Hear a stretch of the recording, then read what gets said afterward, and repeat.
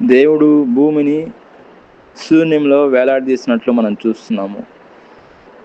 యోబు గ్రంథం 26వ అధ్యాయం 7వ వచనంలో మనం చూసినట్లయితే, ఆయన శూన్య మండలం పైన ఉత్తర దిక్కున ఉన్న ఆకాశ విశాలంను పరచుచు శూన్యం పైన భూమిని వేలాడదీశాను.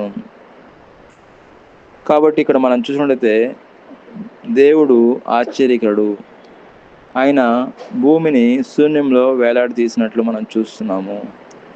మనం ఏదైనా ఇల్లు కట్టుకోవడానికి ముందు భూమిని పునాదిగా పునాది ఇల్లు బలంగా ఉండడానికి మంచిగా కింద పునాది బలంగా అండి. అదే గాని గర్వం ధరించి అదే విధంగా దేవుడు అది శూన్యంలో నుంచి ఆయన భూమిని వేలాడదీసినట్టు అదే విధంగా రెండవది ఏం సపోర్ట్ లేదండి, మరణాన్ని సపోర్ట్ ఏం లేదు. అది ఎలా తిరుగుతుంది, ప్రపంచ చరిత్రలో ఉంది.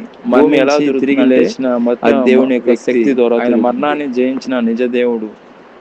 మూడోదిగా మనం చూసుకుంటే ఆయన క్రియలు, ఆయన బోధలు, రోగులను స్వస్థపరచడం మరియు అద్భుతాలు చేయడం మరి ఆశ్చర్యకరుడు అని నిరూపించబడినది.